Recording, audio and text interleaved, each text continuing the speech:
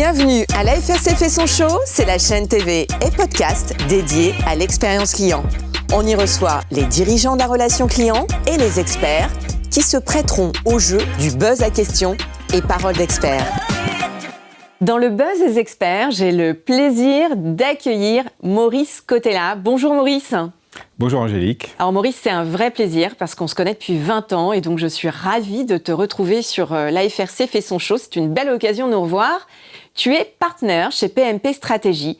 Tu publies tous les ans un observatoire des parcours clients sur je crois, de tes sujets de prédilection, c'est la valeur client et les indicateurs importants à suivre. Alors l'objectif, qui n'est pas l'exercice le plus simple, c'est d'établir un lien entre la bonne expérience et la valeur pour l'entreprise. Alors Maurice, tout d'abord, pourquoi faire un observatoire des parcours clients ? Et puis qu'est-ce que tu cherches à mesurer ? Merci Angélique, et très heureux aussi de te retrouver. Le plaisir est grandement partagé. Effectivement, pourquoi faire cet observatoire ? Donc, moi, je travaille dans la relation client depuis une trentaine d'années maintenant, et c'est un sujet qui me tient particulièrement à cœur, dans beaucoup de secteurs d'activité d'ailleurs. Et l'histoire est venue d'une discussion avec Hervé Sébulin et Skippers au tout début, pour dire comment on peut créer quelque chose qui va éclairer le marché sur la valeur de la relation client, qui est une grande question que se posent tous nos clients. Et donc, on a essayé de voir ce qu'on pouvait exploiter comme matière, et on a décidé de créer cet observatoire parce qu'il n'existait pas de matière à proprement parler exploitable sur le marché, et on a créé cet observatoire qui permet justement d'avoir un outil avec une méthodologie neutre qui permet de comparer la performance des acteurs.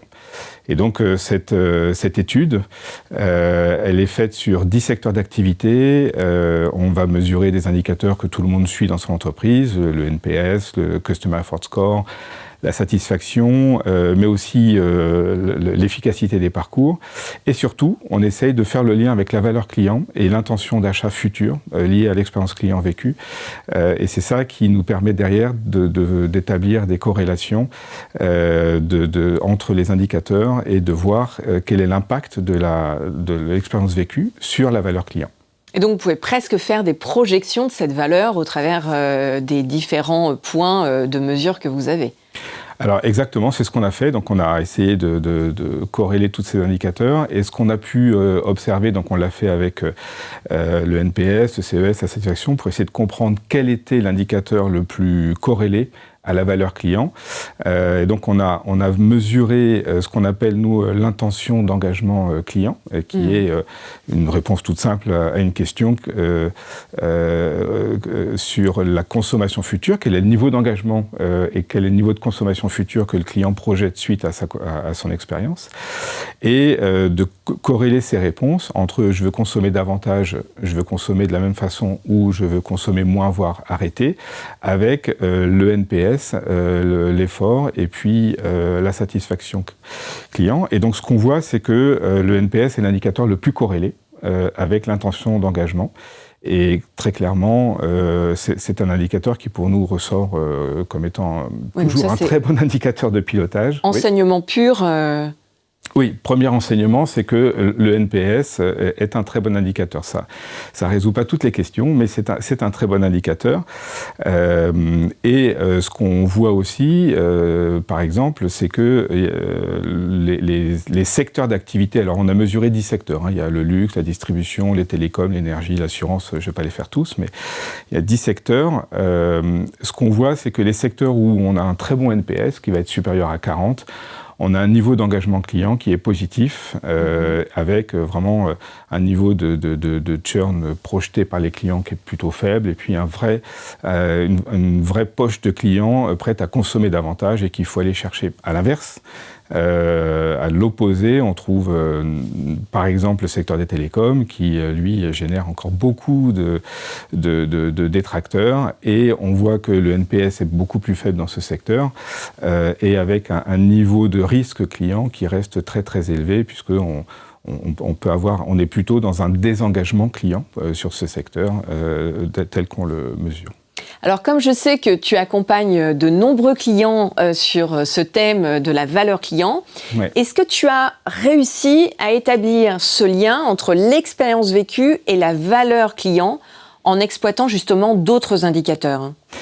Oui, alors effectivement, on travaille beaucoup, notamment pour la distribution, mais pas que, je vais venir sur d'autres secteurs.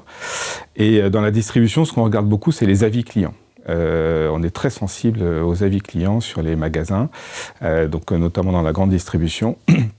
Et on s'est penché sur ce lien entre les avis clients et la performance des magasins. Donc on a développé une solution chez PMP Stratégie sur l'analyse des avis clients pour comprendre à la fois, au-delà de la note, que disent les clients dans les commentaires et comment exploiter ces commentaires. Et on a essayé de corréler ces indicateurs-là avec les performances des magasins. Et donc on sait dans la distribution, ce qui compte, c'est le panier moyen, la performance au mètre carré notamment, voilà. On s'est aussi rapproché de Nielsen pour faire des études un peu plus exhaustives. Et tout ça nous a permis de faire ressortir quelques éléments assez intéressants. Par exemple, sur le marché français, les 20% de magasins qui ont la plus basse note de Google, comparé aux 20% de magasins qui ont la meilleure note Google, ont un chiffre d'affaires 50% inférieur au mètre carré. Comme quoi ? Comme quoi, en tout cas... Et ça peut faire mal. Il y a un multiplicateur de 1,5 entre les deux. Donc c'est très significatif. Mais on voit aussi d'autres choses. C'est-à-dire qu'on est capable d'aller un peu plus loin dans ces analyses et on voit, par exemple, sur ce qu'on appelle les rayons traditionnels dans les magasins, qui sont rayons boucherie, boulangerie, etc. Quand on analyse les notes qui parlent de ces rayons-là et qu'on voit le poids de ces rayons dans le chiffre d'affaires des magasins, là aussi on voit des écarts extrêmement significatifs entre les meilleurs magasins et les moins bons, avec des poids de chiffre d'affaires de ces rayons-là qui peuvent être multipliés par 2 dans le chiffre d'affaires total du magasin. Ce qui montre qu'il y a un vrai levier de création de valeur à exploiter et que c'est un axe d'analyse qui est un peu nouveau pour analyser la performance et aller travailler davantage la valeur dans ces rayons, dans ce secteur. Écoute, merci beaucoup de ta présence parmi nous. Merci pour cet éclairage expert. Si je dois résumer sous ton contrôle en 3 points, je dirais qu'il existe donc un lien très net entre l'expérience vécue et la valeur créée. Et donc l'étude de PMP Stratégie et Skippers montre que l'expérience vécue est un indicateur, un inducteur de valeur pour 20 à 30% des clients. Et puis le NPS est un bon indicateur. L'important, c'est de bien exploiter le système NPS dans son ensemble. Et l'influence a de plus en plus d'impact sur le choix des clients. L'exploitation des avis clients devient un nouvel outil de pilotage de la performance et de la valeur. Donc un grand merci Maurice d'avoir été avec nous aujourd'hui et joie personnelle de te retrouver. Merci Angélique.